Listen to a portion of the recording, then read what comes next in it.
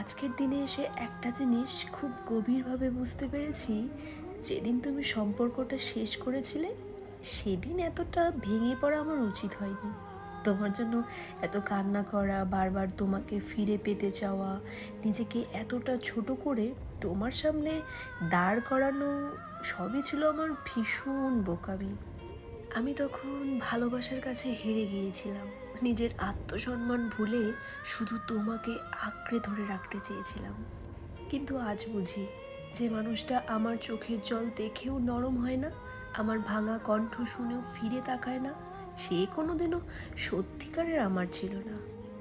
আজ সব কিছু মনে পড়লে কষ্টের থেকেও বেশি এক ধরনের আফসোস হয়। আফসোস হয় এই ভেবে, সেদিন যদি এতটা আহাজারি না করতাম, যদি একটু সহজভাবে সব মেনে নিতে পারতাম, তাহলে হয়তো নিজেকে এতটা ভাঙতে হতো না, নিজের কাছেই এতটা ছোট হয়ে যেতে হতো না। তবুও একটা জিনিস শিখেছি, কাউকে ভালোবাসা ভুল না, কিন্তু নিজের মূল্য ভুলে গিয়ে কাউকে আঁকড়ে ধরা, সেটাই সবচেয়ে বড় ভুল। কিসের প্রতিশোধ নিলে তুমি বলো তো? আমি কি এমন অপরাধ করেছিলাম যে তোমার চোখে এতটা ঘৃণার হয়ে গেলাম? আমি তো শুধু ভালোবেসেছিলাম নিঃস্বার্থভাবে। তোমার প্রতিটা কথায় বিশ্বাস রেখেছিলাম, তোমার মিথ্যেগুলোতেও মিষ্টি খুঁজে পেয়েছিলাম। অথচ তুমি তুমি সেই বিশ্বাসের ভিতরেই লুকিয়ে রাখলে প্রতিশোধের আগুন। তুমি নিশ্চয়ই খুব ভেবেছ আমি বুঝবো না, কিন্তু আমি বুঝেছিলাম। তোমার চোখে সেই নিস্তব্ধ নীরবতায়, তোমার আচরণ অদ্ভুত ঠান্ডা দূরত্বে, তবুও কিছু বলিনি, কারণ আমি চেয়েছিলাম তোমার মুখের হাসিটা অটুট থাকুক।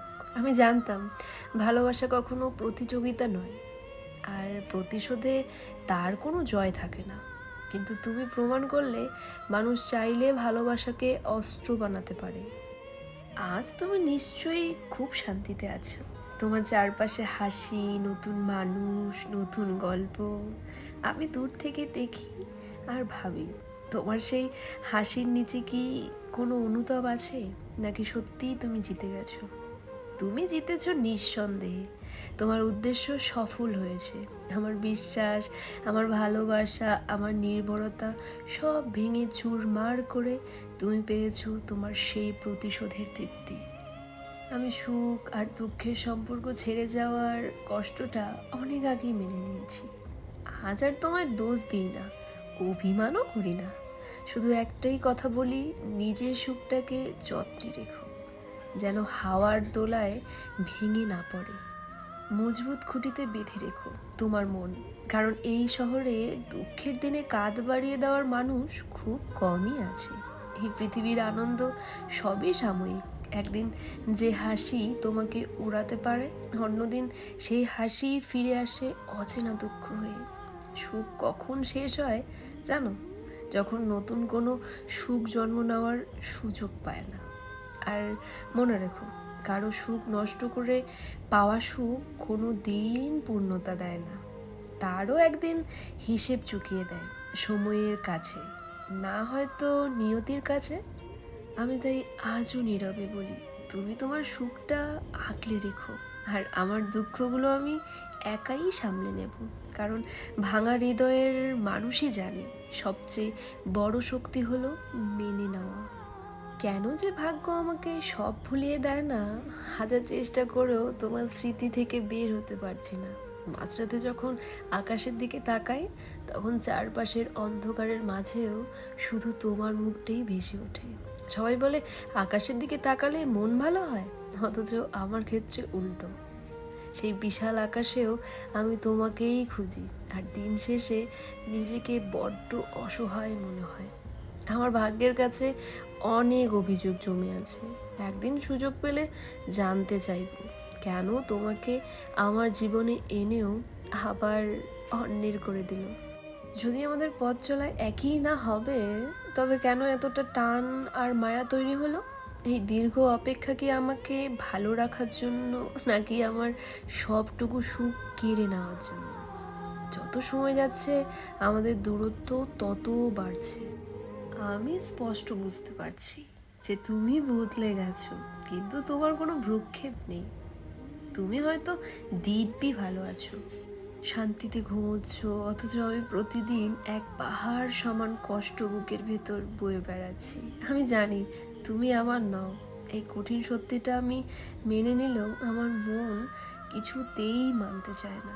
তোমাকে ভুলে যেতে চাই, কিন্তু আমার মস্তিষ্ক প্রতি মুহূর্তে তোমার কথাই মনে করিয়ে দেয়। আসলে তোমার কোনো দোষ নেই, আমার কপালটাই হয়তো এমন।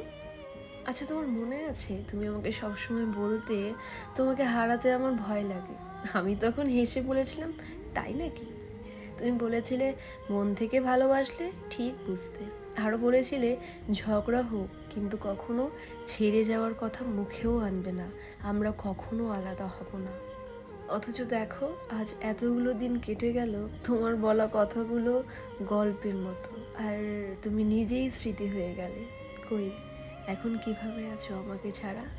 একদিন তুমিই বলেছিলে তুমি আমাকে ছেড়ে যাবে না। আজ দেখো সবার আগে তুমি আমাকে ছেড়ে দিয়ে বুঝিয়ে দিলে যে মানুষ চাইলে সব কিছু করতে পারে, একটা মেয়েকে ধ্বংস করে দিতে পারে, জীবন্ত লাশ বানিয়ে দিতে পারে।